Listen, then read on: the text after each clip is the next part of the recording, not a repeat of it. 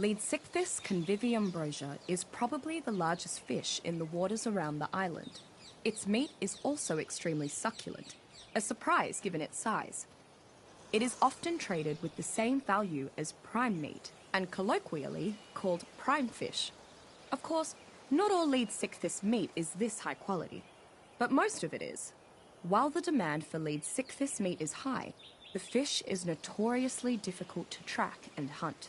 Between its large size, powerful attacks, incredible speed when it turns to flee, and humankind's general ineptitude on open water, actually killing a Leadsichthys is one of the island's more difficult tasks. The hunt for an extremely elusive breed of the fish, the fabled great albino Leadsichthys, has been known to drive otherwise sensible men and women mad with obsession, as if all evil were visibly personified and made practically assailable in this one creature. Despite its large size and the fact that it may well be strong enough to carry heavy loads, Leadsichthys does not appear to be intelligent enough to tame.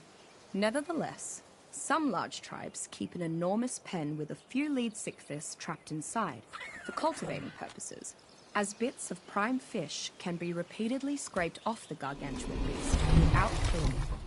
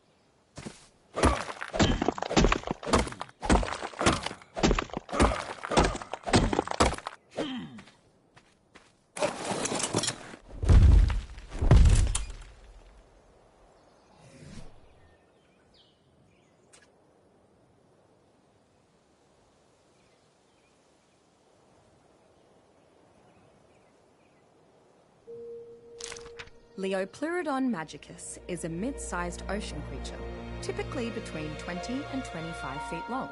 I've yet to directly encounter one myself, but from the tales other tribes have shared, it compares to no other on the island. The rumors indicate that this beautiful creature has magical properties. However, the sightings are so rare, it's hard to decipher old tribes' tales from the underlying truth. They say that Leopleurodon is an elusive creature that can harness its magical powers to retreat from predators or aggressors of any kind. But the beekeeping tribes claim that their honey is so sweet that not even the Leopleurodon could resist. Leopleurodon is rumored to bring good fortune to those adventurous enough to tame it. With the Leopleurodon by their side, tribes have apparently managed to obtain treasure beyond their wildest dreams. Supposedly, even after you've gained its favor, it remains incredibly aloof, and will eventually use its abilities to escape even the strictest of captivity.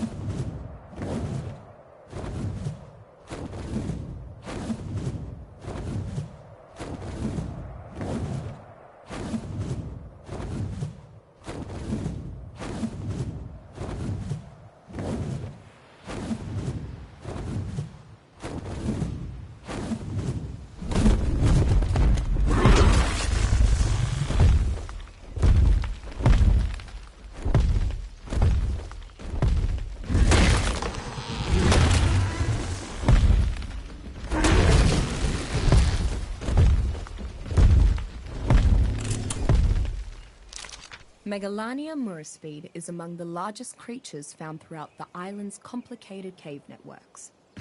Reaching up to 3 meters long, it can traverse vertically up cave walls with little difficulty thanks to its powerful claws. Fortunately, Megalania's size means it is unlikely to sneak up on anyone. Unfortunately for spelunkers, it is an aggressive and dangerous creature nonetheless. Like other Varanidae, Megalania is a venomous creature. Its poison is slow-acting, but will drain the victim's effective strength and health until death, unless cured by a rare antidote. That said, the Megalania's prey are usually ripped apart well before they succumb to the poison's long-term effects. The rare ability of Megalania to effortlessly climb sheer environmental walls makes it a highly sought-after mount. While it is by no means the fastest, strongest, or toughest mount, the manner in which it can effortlessly scale mountains, clamber up barricades, hide in trees, or upside down, ensures it will always have a place in any tribe's stables.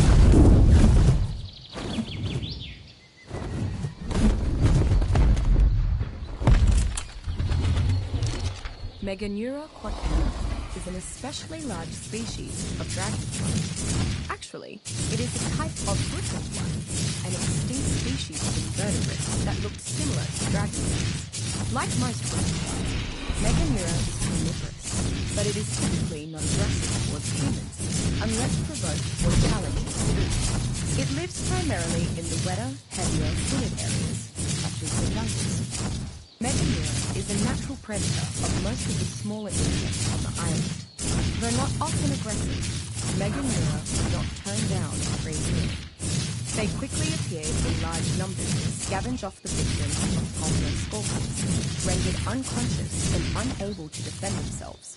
Of course, the insects do have to avoid the pulmonoscorpius itself. I have noticed it is unwise to disturb a flock of feeding Meganeura.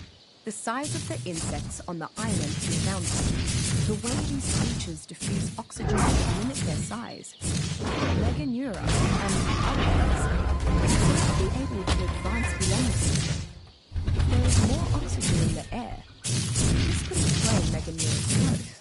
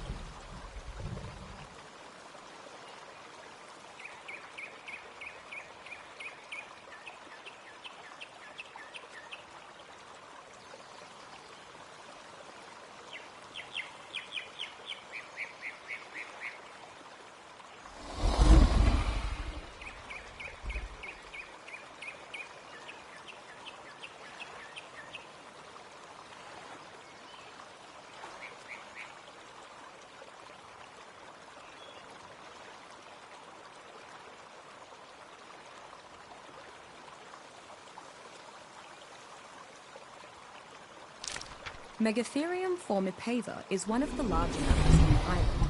This is most shocking because it is essentially a giant sloth, if you crossbred it with an elephant and a bear. Because of its size and girth, the Megatherium is uncommonly resistant to being knocked unconscious. Despite primarily being a herbivore, a typical Megatherium is very intent on consuming the island's many insects. It is particularly adept at removing their insides without damaging much of the shell, maximizing extraction of chitin. The otherwise slow and peaceful Megatherium becomes faster and aggressive in the presence of these creatures. Megatherium is an incredibly useful creature to tame, so long as you don't intend to fight other tribes. Its enormity, high resistance to torpor, and voracious attitude toward insects and arachnids makes it ideal for farming large quantities of chitin from the bugs of the island, or simply defending against them.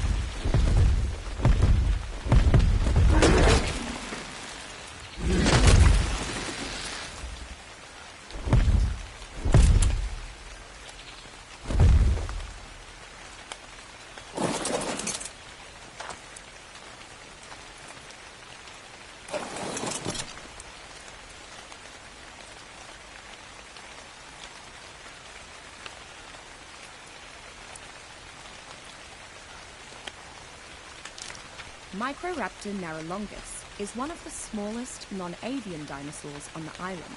Incredibly fast for its size, Microraptor is a voracious carnivore, aggressive towards anything regardless of size. Microraptor fancies itself an apex predator.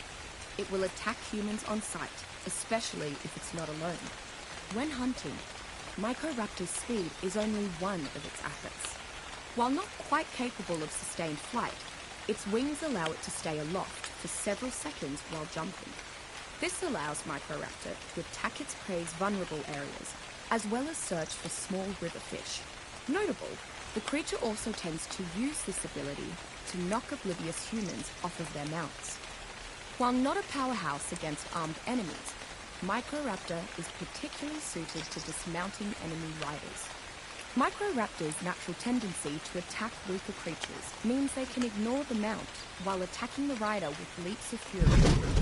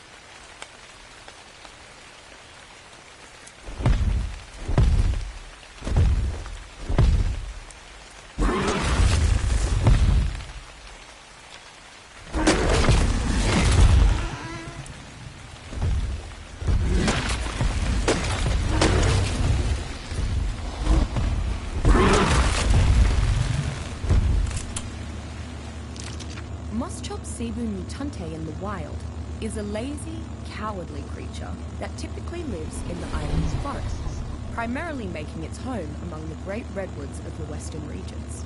It survives by being extremely flexible in its eating habits and completely averse to fighting. It never starves, since it can eat just about anything. It runs at the slightest provocation, but is still often preyed upon. What makes Moschops particularly interesting is what it can be trained to do with its eating habits. With a versatile palate and tough teeth, Moschops can be tamed for a unique ability. Over time, it can be accurately taught exactly which things to gnaw, increasing the likelihood of harvesting the specific resource its master desires. For example, teach it to prioritize chewing prime meat, and prime meat will be easier to harvest from the flesh it consumes. Likewise for rare plant materials, and so forth. Just don't expect Moschops to protect you though. Even after taming, it will quickly flee when enemies are nearby. Regardless of being fed well, increasing its strength, or how much affection you shower on it, Moschops retains its inherent cowardly nature. Its lack of combat might deter the use of this companion, but the ability to ride Moschops while making use of its diverse harvests is a rare trait.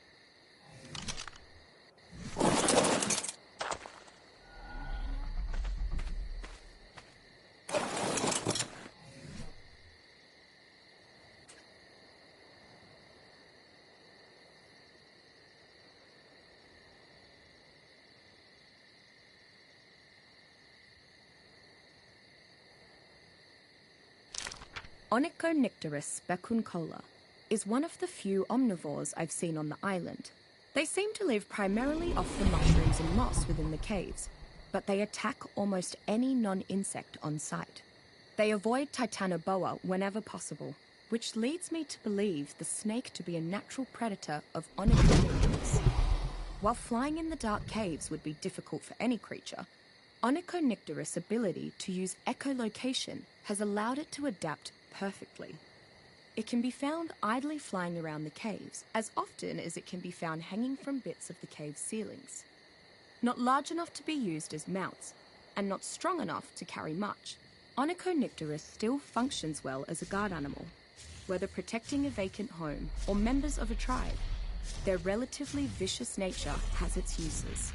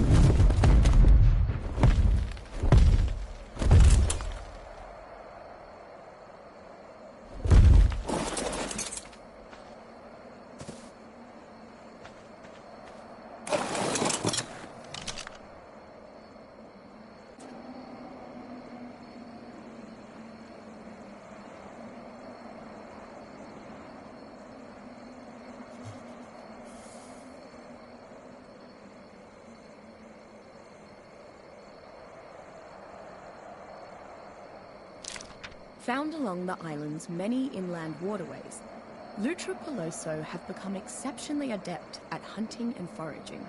This species of otter has to be particularly cunning because of its diminutive size and fierce competition for its preferred food source, fish. It is not a creature that excels at combat and would not naturally pose as an intimidating threat to any predators. Finding packs of river otters is simple enough. They are distinguished by their elongated bodies, bushy tails, and webbed feet. Their trusting and inquisitive nature ensures they are often hunted for their lustrous fur, but many prefer to tame them to become trusted companions. There are few creatures which provide the companionship that Lutra peloso does. Rather than travelling beside you, it would prefer to comfortably rest on your back, providing insulation. Once domesticated, it can be told to harvest fish on demand. with a specific goal in mind from the fish that it consumes. The otter has a knack for foraging silica pearls, and can even yield a slight chance at finding black pearls within.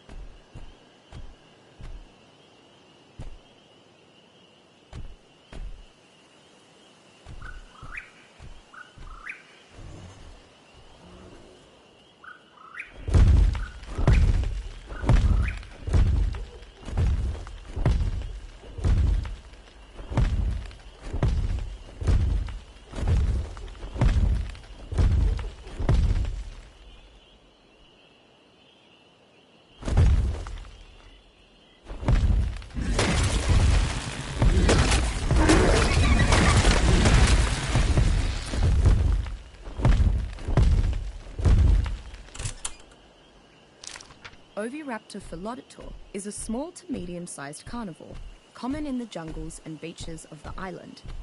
Despite being a carnivore, Oviraptor's main source of food is eggs, which it steals from nests. Unlike any other creature, Oviraptor seems to be able to surreptitiously steal these eggs, usually without attracting the attention of an irate mother. In an incredible feat of natural selection, Oviraptor seems to emit a chemical pheromone that affects many creatures as an aphrodisiac.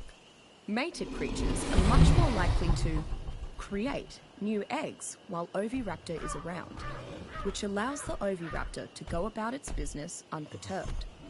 Too small to fight or ride, Oviraptor is still one of the more commonly tamed creatures on the island. Its pheromone ensures an increased stream of eggs from nearby mated wild creatures for breeding, eating, or cooking kibble. Oviraptor will autonomously do the dirty work of stealing eggs from other tribes or wild dinos on your behalf, without attracting unwanted attention. They also make quite adorable sounds, so many children simply like to keep them around as rather strange companions.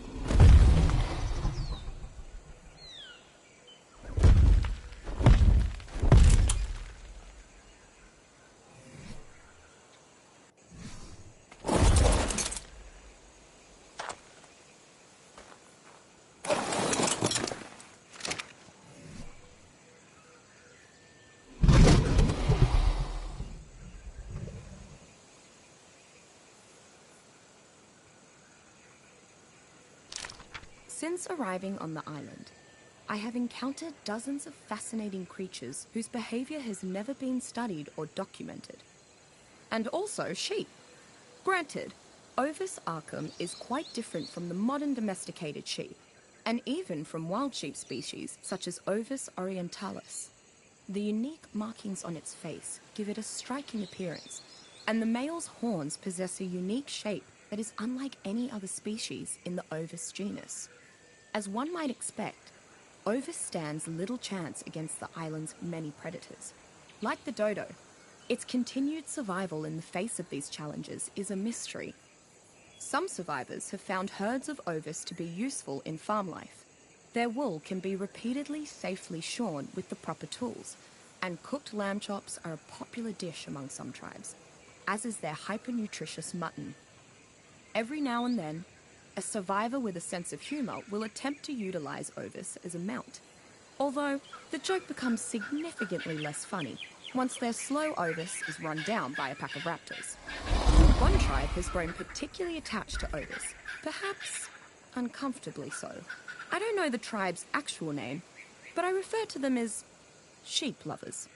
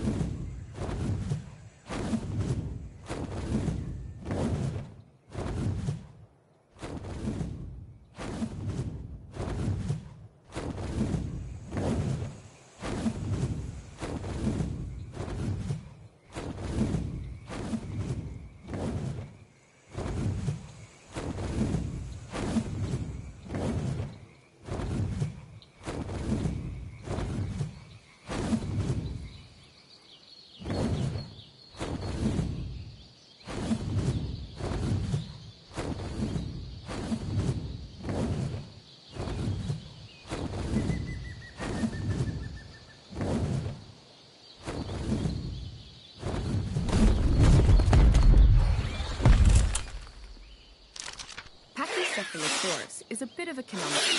It is a very passive, even friendly herbivore, common in much of the island.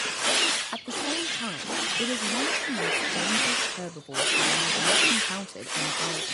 Its powerful headbutt is a display of sheer physical power and can kill much more quickly than you might think. While Pachycephalosaurus is generally friendly, it has a short temper. Its fight-or-flight response always seems to choose the Pachycephalosaurus becomes extremely aggressive once attacked. Additionally, it is an incredibly fast sprinter, so escaping from an enraged Pachycephalosaurus is very easy. Pachycephalosaurus is an excellent battle mate for those who want to ride a smaller, nimble combatant into the fray. Because of its particular musculature, it cannot effectively carry large quantities of resources. It can, however, move with brief, magnificent bursts of speed, and its headbutt is simply devastating.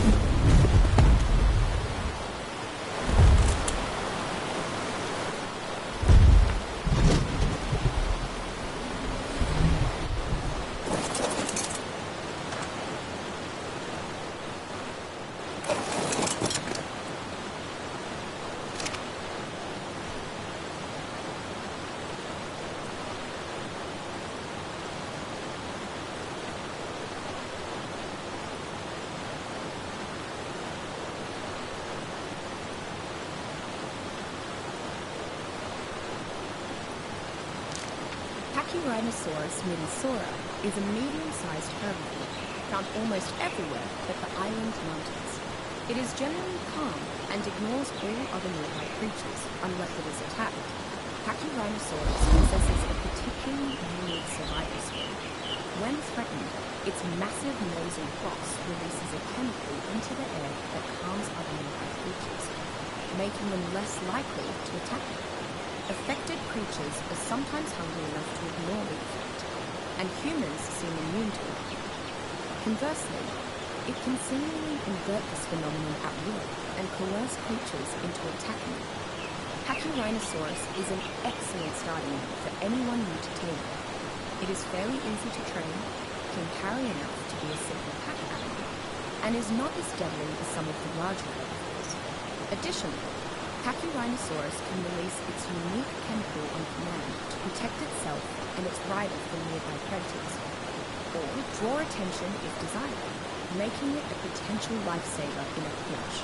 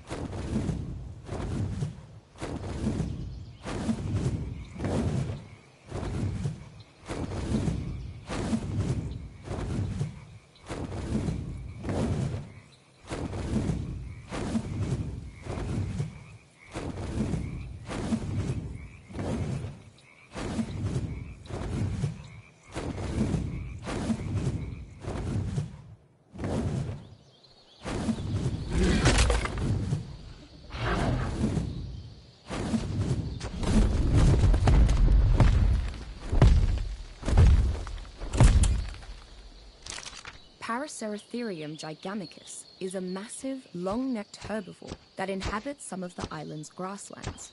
It resembles a gigantic horse/rhinoceros hybrid, but is over twice the size of either. Paraceratherium is a very peaceful and friendly creature. Barring some surprises yet in store for me, I can safely say that Paraceratherium is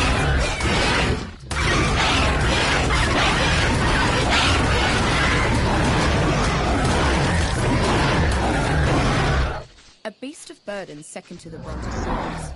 Paraceratherium is an excellent worker and is sufficient in size to support a platform saddle upon which structures can be built. It is a naturally friendly animal and is not afraid of humans. However, despite its normally calm demeanor, when it or its owner is provoked by aggression, the Paraceratherium can quickly become a real threat to the attacker and will use its girth to its advantage in combat.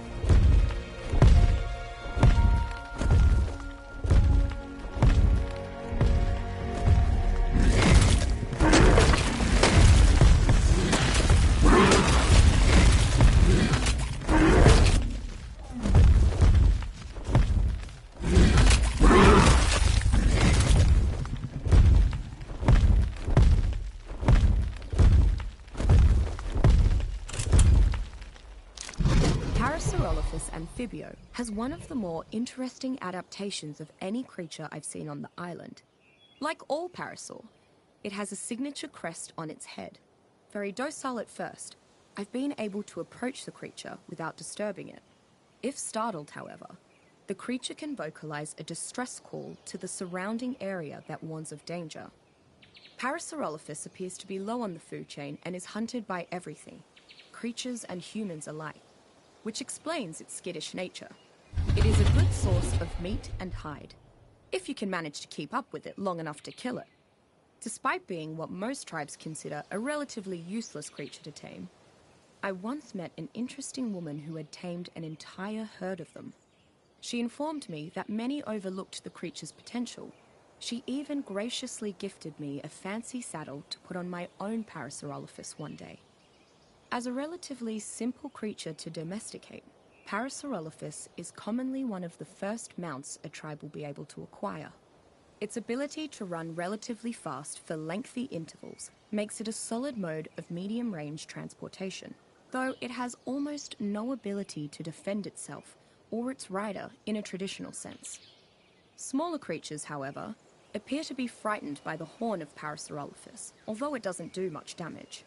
It also has decent weight-bearing capabilities, which could prove useful for nomadic tribes as they work to establish a presence on the island.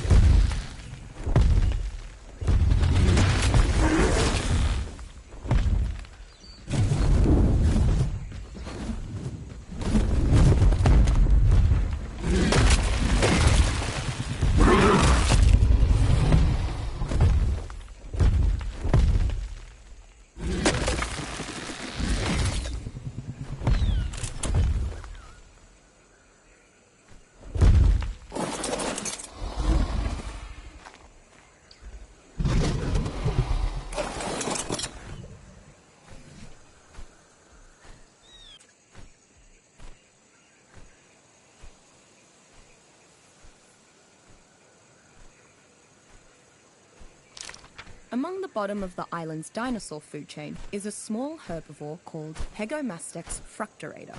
It is content to spend all day alone, gorging itself on far more food than you might reasonably expect for a creature of its tiny stature. Its beak appears perfectly evolved for collecting food from plants while avoiding the indigestible fibrous strands.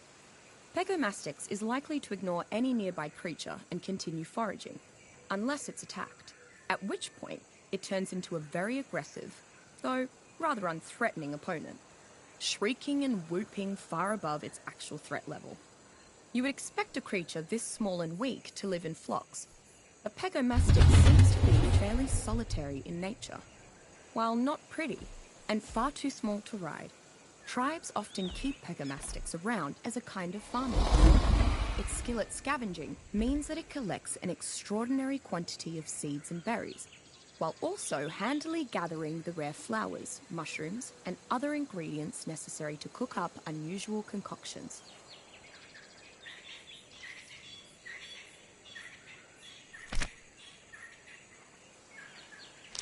Among the bottom of the island's dinosaur food chain is a small herbivore, Pegomastex fructurator. It is content to spend all day alone, gorging itself on far more food than you might reasonably expect for a creature of its tiny stature.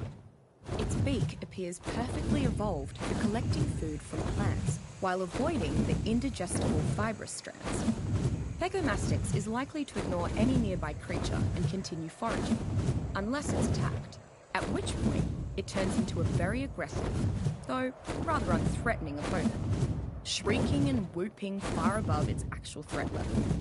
You would expect a creature this small and weak to live in flocks, but Pegomastex seems to be fairly solitary in nature. While not pretty and far too small to ride, tribes often keep Pegomastex around as a kind of farming dog. Its skill at scavenging means that it collects an extraordinary quantity of seeds and berries, while also handily gathering the rare flowers, mushrooms, and other ingredients necessary to cook up unusual concoctions.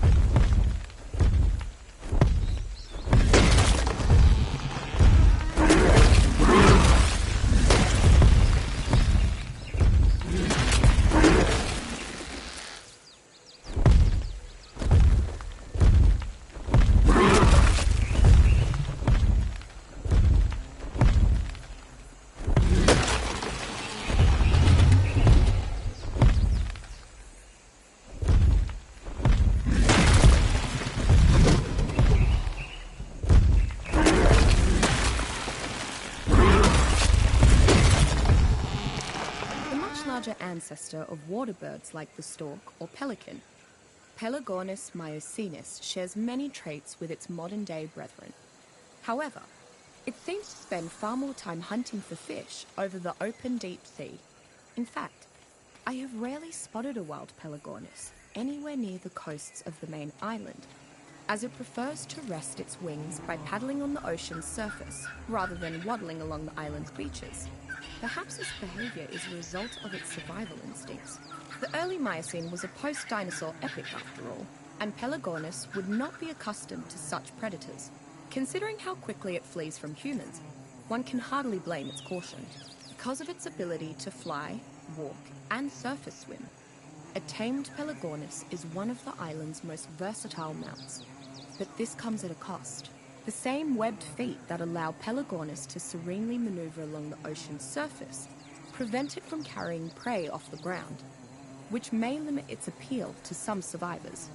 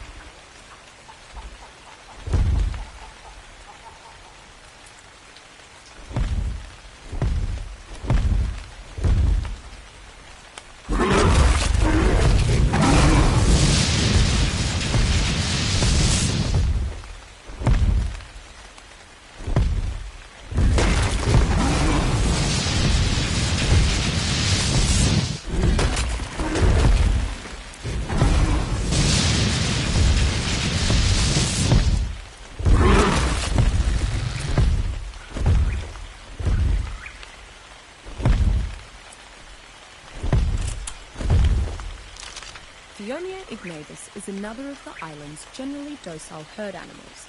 They are small enough that almost any predator can bring them down, but large enough to provide plenty of meat.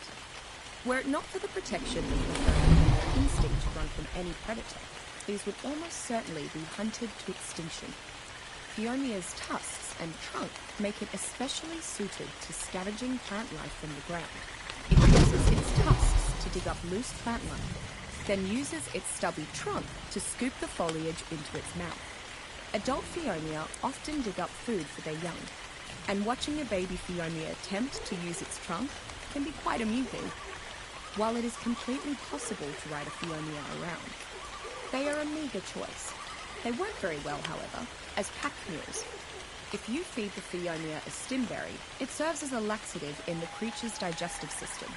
Knowing this, tribal communities often keep a herd of these as livestock to produce mass quantities of fertilizer.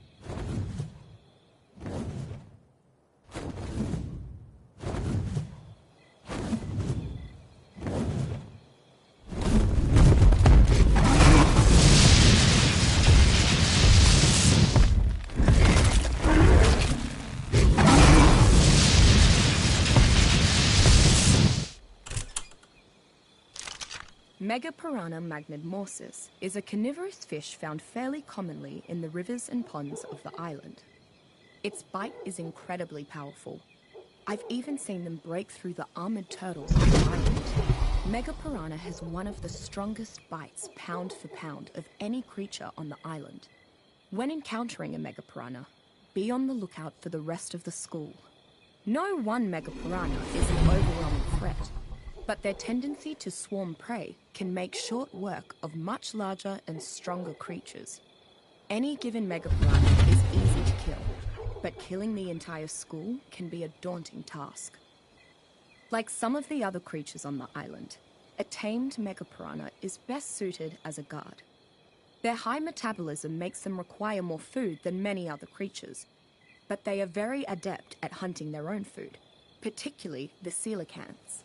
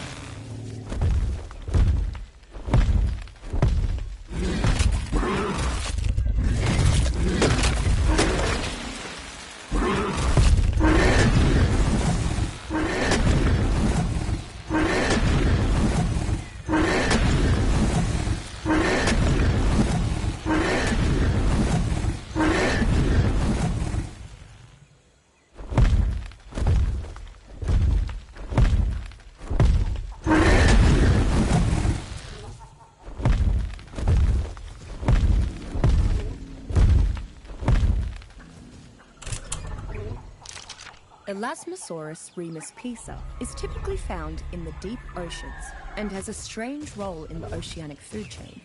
It almost exclusively hunts the smaller creatures in the waters, leaving most even moderately large creatures alone.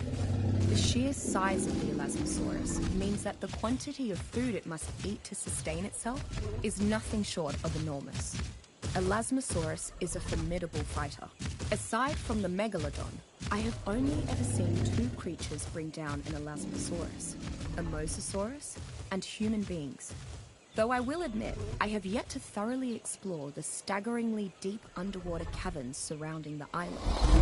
Much like the Brontosaurus on land, Elasmosaurus is an excellent way to transport large quantities of goods over water. These powerful creatures are in fact so large that they can be used as mobile water bases. Ambitious tribes sometimes build bunkers right onto the backs of Elasmosaurus instead of building cargo ships.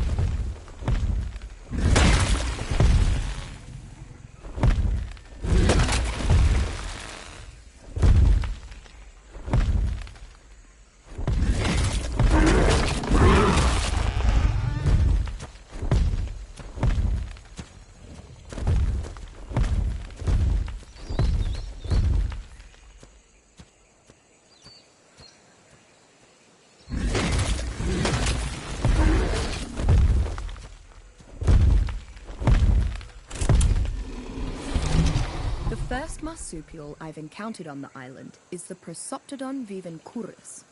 Standing nearly 3 meters tall, it is among the largest jumping creatures I've heard of. It is a fairly peaceful herbivore that will immediately flee when aggressed upon. One of the Prosoptodon's most unique features is its pouch. Unlike many pouched marsupials, Prosoptodon's pouch is relatively dry and has little in the way of sticky or oily fluids. I assume this is good for the joey, but I have not figured out exactly why yet. Its other unique feature, powerful hind legs, can knock back aggression much larger in stature. Prosoptodons show great precision when leaping, as if they can accurately target the landing without fail. I've seen them effortlessly hop and land from heights that would flatten other creatures. It seems Prosoptodon's knack for carrying things has increased its load-bearing capacity. Prosoptodon's dry pouch makes it an excellent beast of burden that can carry far more than any other creatures of its size. Additionally, it appears to provide an optimal environment for nourishing babies, so much that upon maturing, they have even more vigor.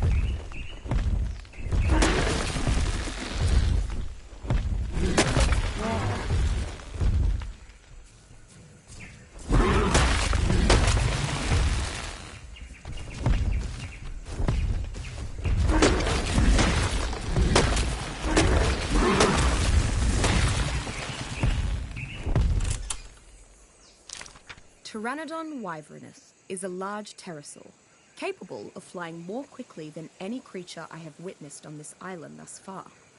It seems to have relatively poor stamina in comparison to its quick speed, however, making frequent pit stops on the beaches before taking off again. While other humans I've seen on the island still insist on calling it a pterodactyl, this is inaccurate. Pteranodon wyvernus' poor fighting and defensive skills mean they are likely to scavenge any number of dead animals, rather than engage in dangerous combat with other creatures. They also flee at the slightest sign of trouble. Because of this, they are one of the most common creatures to be found darting across the island's skies. Pteranodons seem to be among the most popular flying companions from what I have witnessed, possibly because they are relatively easy to tame with a slingshot or bow. Mounting a pteranodon must be among the fastest and safest ways to get around the island, but it doesn't provide any measure of secrecy in comparison to travel on land through the dense foliage.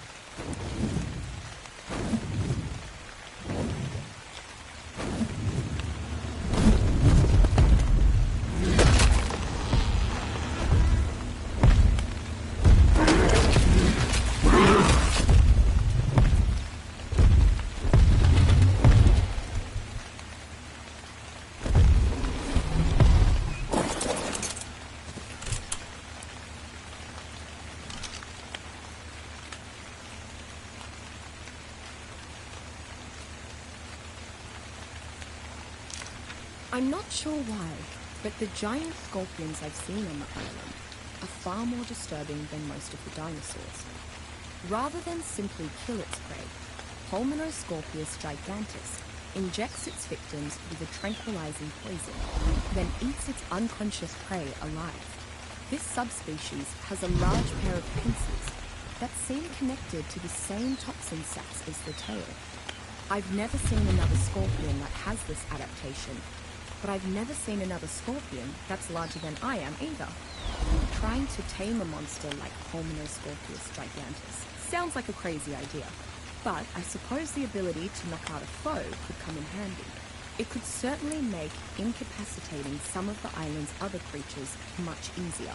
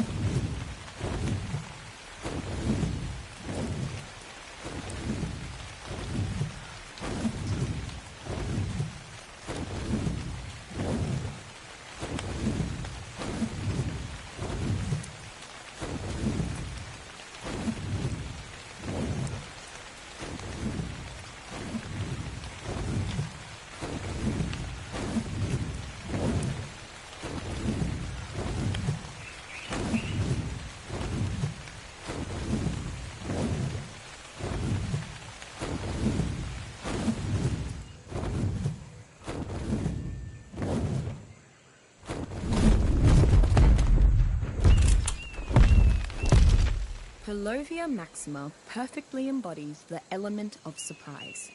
Though nyctodopids such as Palovia were once thought to be herbivores, I discovered that this creature is in fact a patient hunter of the most intelligent sort. After burrowing beneath the jungle floor, Palovia enters a state of hibernation and can go extended periods without any food. When some unfortunate creature eventually wanders by, Palovia bursts forth from the ground, tearing into its prey with its large canines before the victim can react. Though Palovia is ill-suited to the life of a mount, its usefulness in staging an ambush or as a village guardian cannot be understated. With a tamed pack of Palovia, one could assemble a literal organic minefield of deadly claws and teeth. However, any ambushes using Palovia must be planned well in advance, as it will refuse to hibernate if it senses any threat nearby.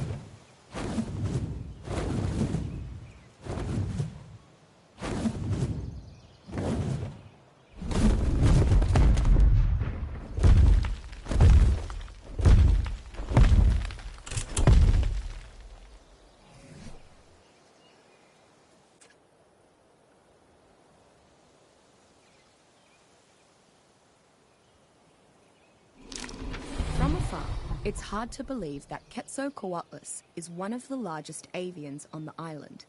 It shares a similar silhouette with the pteranodon and nests near the absolute highest peaks. Upon closer inspection, though, Quetzalcoatlus is an enormous creature of tremendous power. I find it strange that such a large, imposing beast would be so skittish. Unlike other creatures of its size, it is more likely to flee than fight.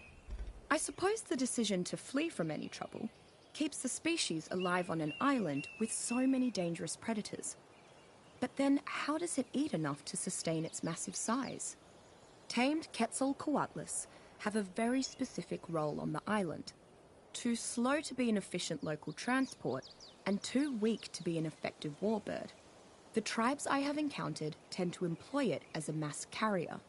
Quetzalcoatlus is primarily used by these masters of the skies to safely carry vast quantities of supplies, creatures, and human cargo from one base to another without tiring.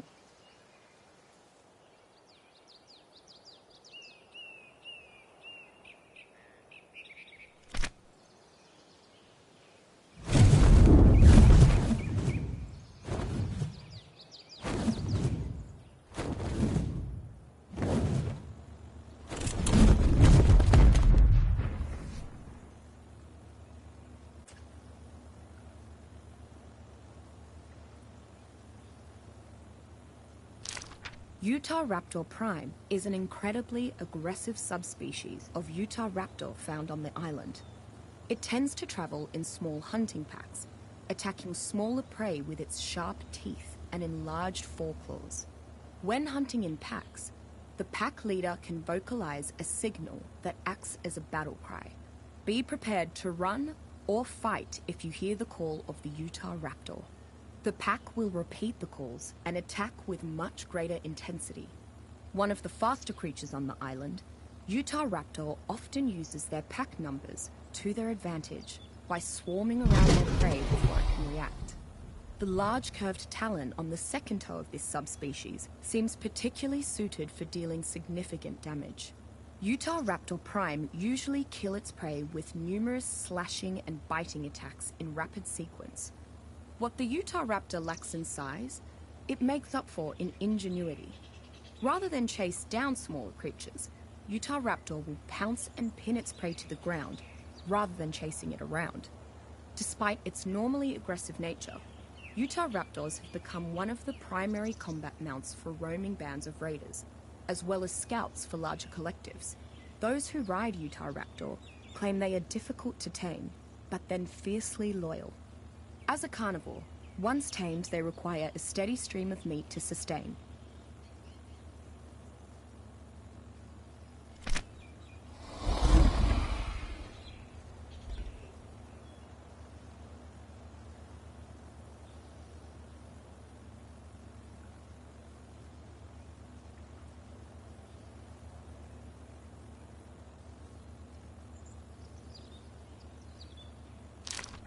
Coelodonta utilicero is a friendly herbivore, common to the tundra and grassland regions of the island. It is a large and dangerous creature, though it seems fairly trusting of the fauna around it. Once attacked, Coelodonta begins charging towards its foe. It builds up momentum as it charges, and depending on its ultimate impact speed, the results can be terrifying. With enough room to charge, it can even skewer the largest creatures in just one gore. Despite how powerful Coelodonta are, many tribes still hunt them extensively due to their unique resources. Its horns can ground into a highly arousing powder, and its thick fur can support many insulating outfits, making the Coelodonta in high demand. Even less advanced tribes use packs to hunt them down, though at significant peril. When not being hunted for its horns, Coelodonta makes an impressive beast of burden. Its ability to take on far larger opponents, provided sufficient charging room, as well as its sizable load capacity, make it a solid addition to any trader party or gathering expedition.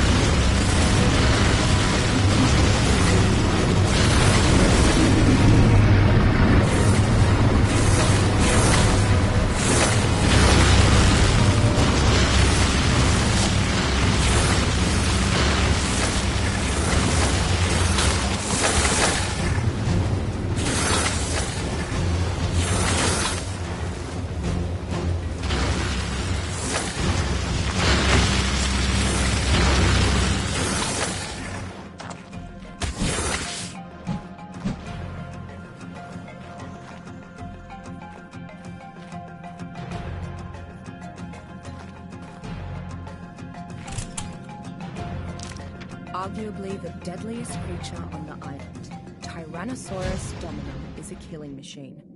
Active mostly when hunting for food or defending its nest, a good plan is to avoid every Tyrannosaurus. It is pure power, from its stomp to its tail. It is not able to intimidate every foe with its roar, but upon hearing it, it might scare the poop out of you. Quite literally. Despite being a different subspecies of Tyrannosaurus, everyone I've met still refers to them as a Rex or a T-Rex. I've long since stopped trying to convince anyone, especially the few who I've encountered wearing Tyrannosaurus teeth as necklaces. Taming a Tyrannosaurus is without a doubt the goal for any warlord or warring tribe. Tyrannosaurus is a fierce battle companion. There is a reason Tyrannosaurus is considered the king of dinosaurs, or in this genus, the lord. Any tribe that manages to tame one has almost nothing to fear.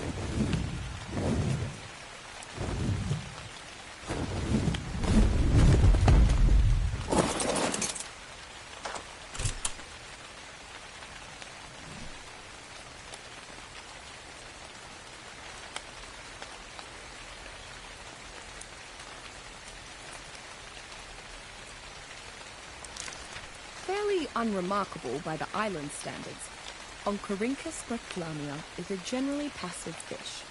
Its main form of protection is swimming in a large school. Oncorhynchus does not like conflict, and generally swims away from anything larger than itself at very high speeds. Once provoked, however, Oncorhynchus becomes quite aggressive, along with its nearby brethren. It locks onto its prey with its long saber teeth and begins draining the creature's blood. This loss of blood is not too dangerous alone, but when a school of Oncorhynchus attack at once, their target quickly loses speed and stamina from blood loss, drowning if it cannot breathe underwater. Like many of the smaller fish found on or around the island, Oncorhynchus cannot be tamed, but it is often herded and harvested for its resources. In particular, certain cuts of Oncorhynchus meat are considered to have superb quality and are often referred to as prime fish, used for specific high-end concoctions and taming the island's many piscivorous creatures.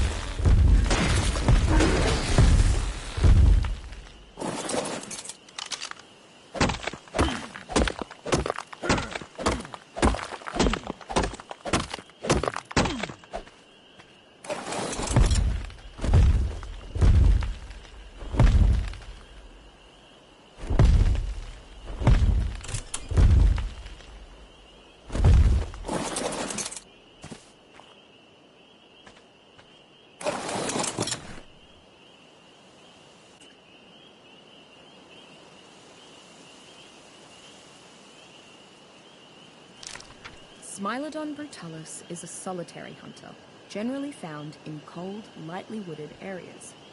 The island's mountains are the perfect habitat, as the mammal's fur keeps it safe from the bitter temperature. While its huge fangs are excellent for delivering death blows, the creature's claws can be just as deadly.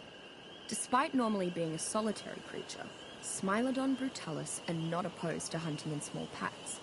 In fact, they have to do this to take down larger prey, such as mammoths. Enough saber-tooths can take down a Carnotaurus, perhaps even a Tyrannosaurus. Either way, Smilodon brutalis should not be underestimated. While not as fast as raptors, there's no denying the saber-tooth's increased resilience and power. In addition, well-trained saber-tooth can be taught to use their claws to flay corpses. This may sound morbid, but it is among the best ways to gather large quantities of hide from the giant pieces of the island.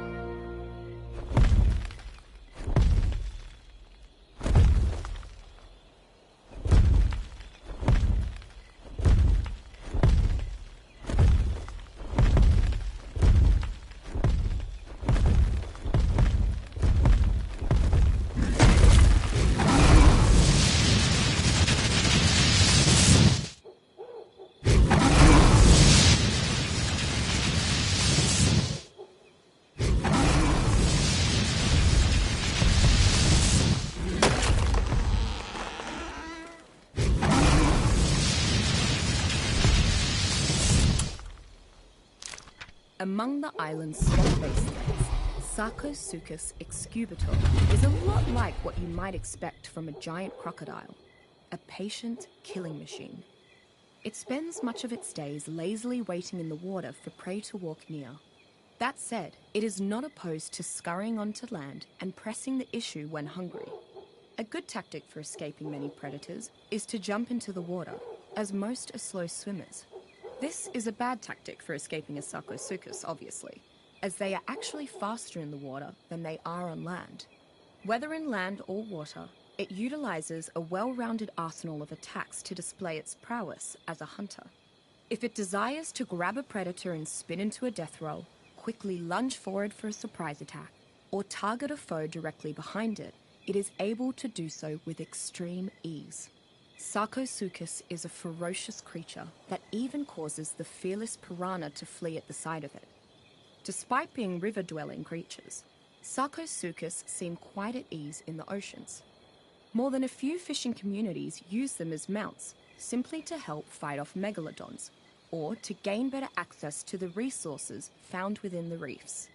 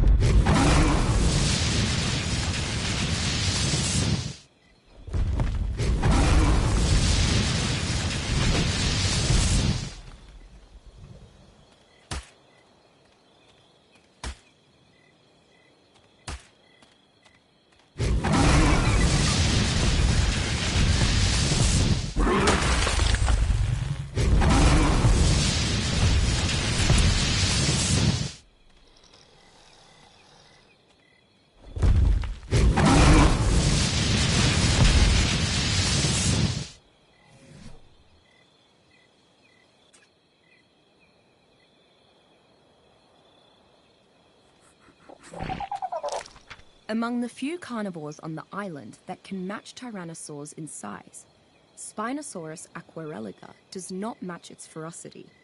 Spinosaur's 4 legs and large sail make it fairly swift on land and incredibly fast in the water.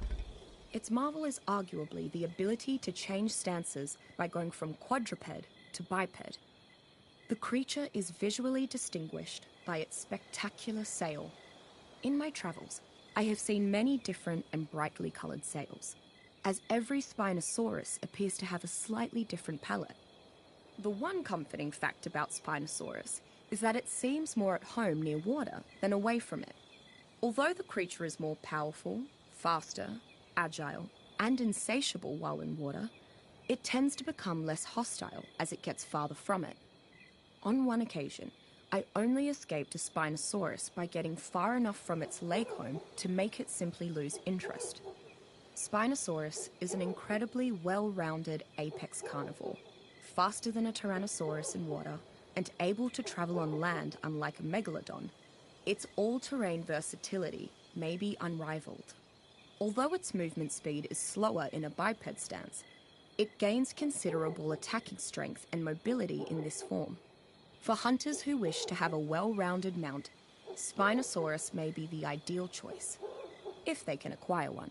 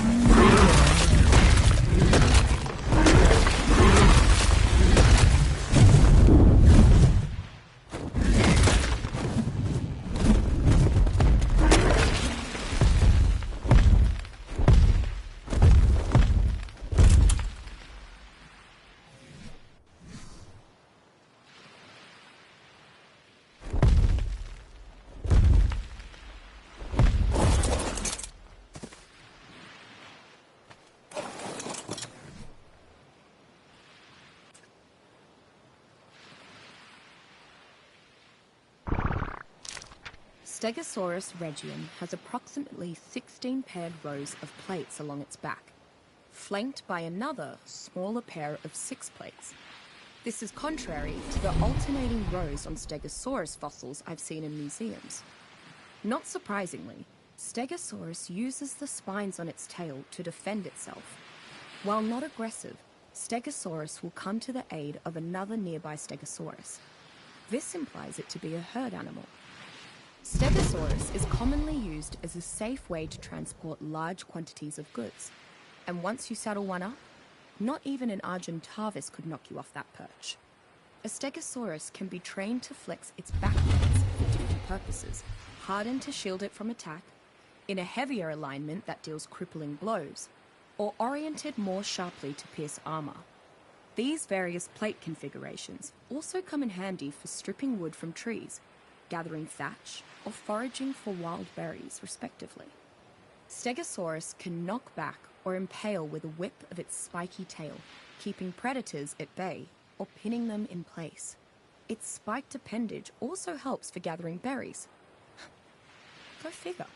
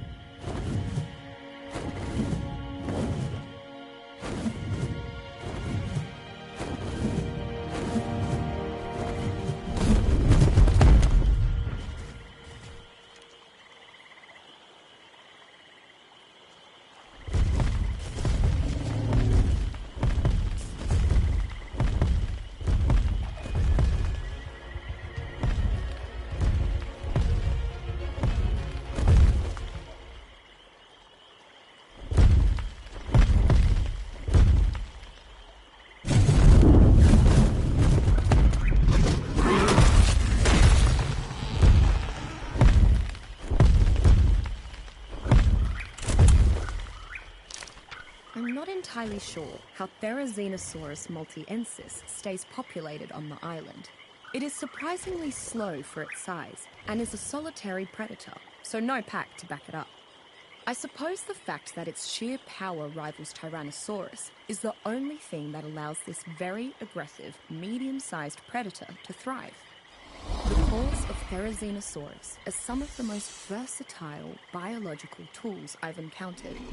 Are adept at removing trees and foliage from Therizinosaurus' path, as they are at piercing the thick shells and hide of the island's most defensive creatures if backed into a fight.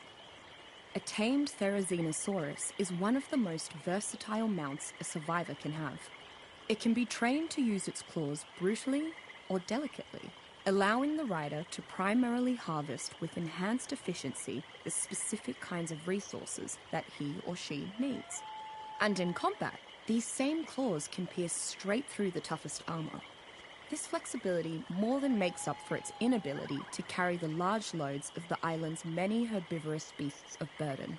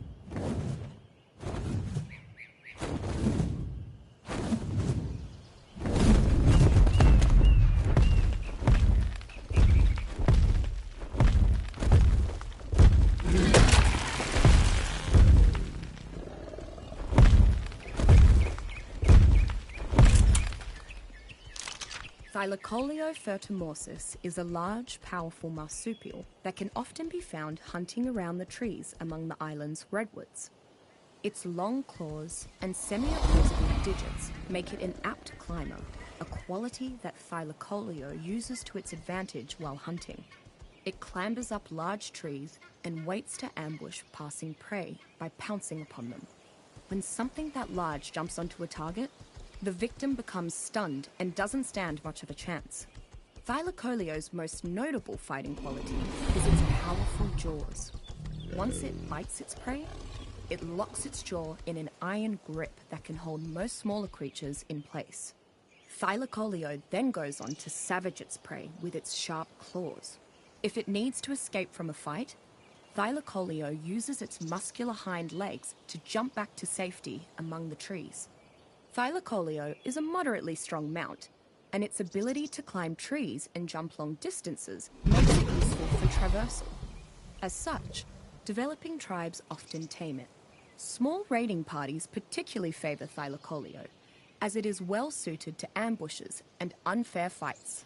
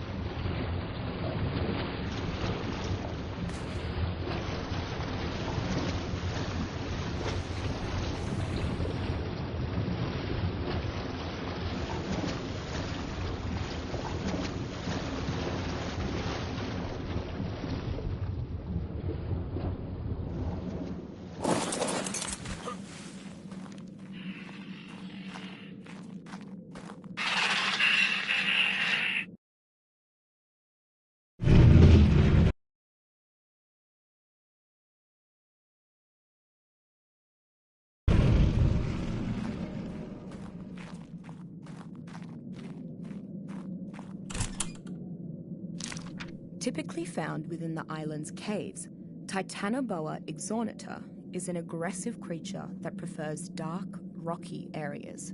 This extremely large snake, while being a member of the Titanoboa family, does not constrict its prey as most boas do. I believe this adaptation comes from coexisting with giant insects. However, the Titanoboa's venomous bite is so potent that it is known to paralyze far larger creatures. Titanoboa has developed a strange coexistence with other creatures of the island's caves. Being immune to knockout poisons and being unable to pierce the thick chitin of the insects, the species have learned to coexist. They often hunt large prey together. As they appear immune to knockout poisons, Titanoboa exornita is basically impossible to render unconscious. Because this crucial step can't be done, I'm convinced that Titanoboa are not tameable.